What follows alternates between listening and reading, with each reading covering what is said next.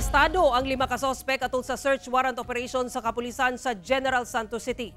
Usa kanila samdan human gingong misukol atol sa operasyon. Pipila ka mga armas ug illegal nga droga na sakmit sa otoridad. Ani ang dugang detalye.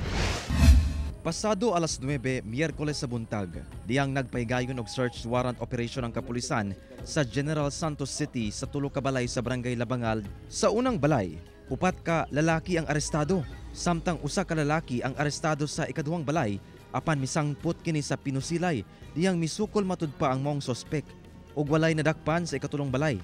Gilayong gidala sa ospital ang nasamdang sospek human makaangkon og samad pinusilan sa lawas. 4 to sila ang nandito arrested at isang wounded. Nasa hospital ngayon for surgery. Tinamaan ito na nakipagpalitan ng putok sa operatiba natin. Na-recover sa maong operasyon ang pipila ka mga armas ug bala.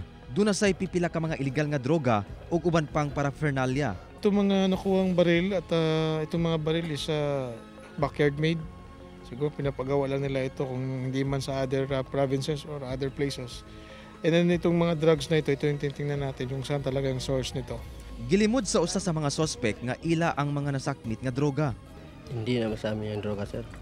Sumala sa kapulisan, posibleng may kalambigitan sab ang ubang mga sospek sa serye sa pagpangawat sa Gensan. Based sa initial interrogation natin, mga wala itong trabaho. Purely then I think itong mga nakuha nating suspect aside sa target, ito involved sa mga series ng mga nakawan dito sa Gensan. Sa mga nakita nating mga susi at iba't ibang klase ng paraphernalia na pwedeng gamitin na pang nakaw.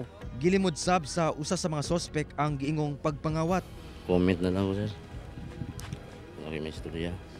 Maura na wala ako nabuhat, sir. Ng mangawat.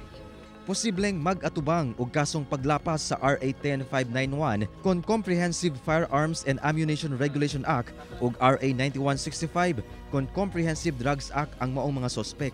Ginapaubos pa sa inventory ang mga armas ug droga nga nasakmit atol sa operasyon. Kauban si Gary Balantay ug Bong Vicencio, Efren Mamak.